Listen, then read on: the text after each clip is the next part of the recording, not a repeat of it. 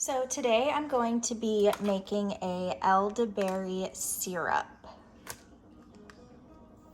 Now my mom used to make elderberry syrup all the time when I was a kid, and I have not made it myself. So I'm going to show you guys kind of her simple little recipe that she taught me from when I was a kid.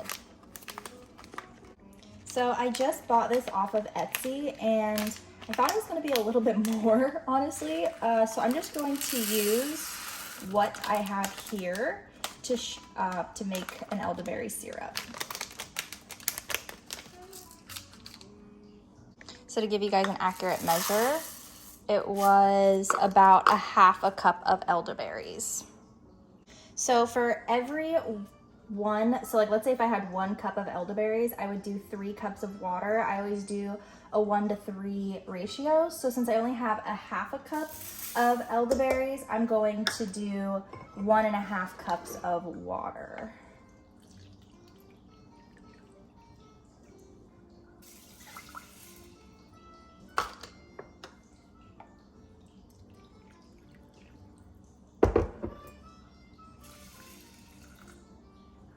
And then from here, I'm going to turn on the heat and make it just a bit hot.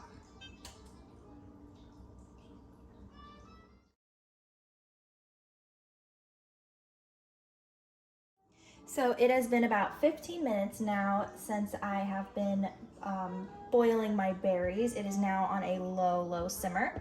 I'm going to strain out the elderberries with my little strainer over this, and then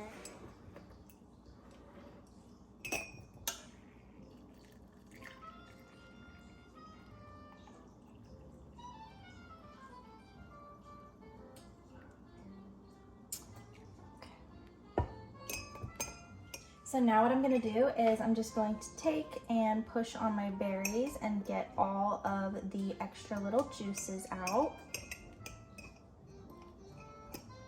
And then I'm gonna throw the berries away. I don't know if there's anything else you can do with them, or yeah, I'm not really sure. So I'm just going to throw them and whatever's left in here in the trash.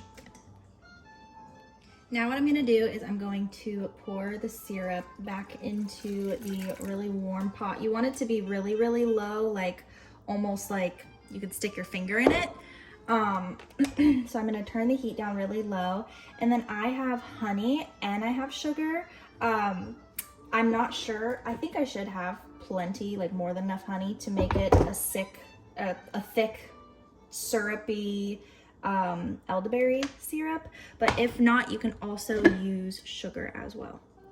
So I'm not really going to measure it. My mom didn't. I just watched her make it a ton of times. So I'm going to pour a bunch in it. Honey's really amazing to use in your elderberry syrup as well because it increases its shelf life so much longer, which you want because you don't want your elderberry to get moldy or just have a super short shelf life. I'm trying to make my shelf life as long as possible for my elderberry syrup. And I know there are some people who can make it really thick. I'm just making a really light one that I can just take almost every single day. I know some people will use like just a cup of syrup, maple syrup, organic maple syrup as a light sweetener, and I know some people have used agave. It really is up to you and how you want to create your little concoction. I don't need mine to be too thick, and it will obviously thicken up whenever it gets colder as well, but yeah. Okay, and now I think I have stirred it up enough. Melted down the honey for sure. And I'm going to pour it back into this little jar, but from here, I'm going to put it into this little container so that I can keep it in my fridge, and it also has a cute little lid on it as well.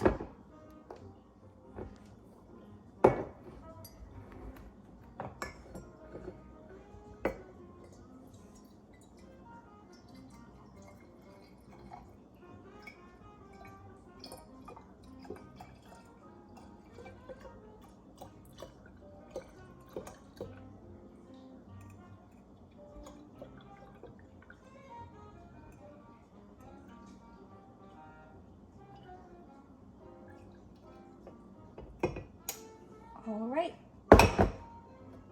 And then just cap it.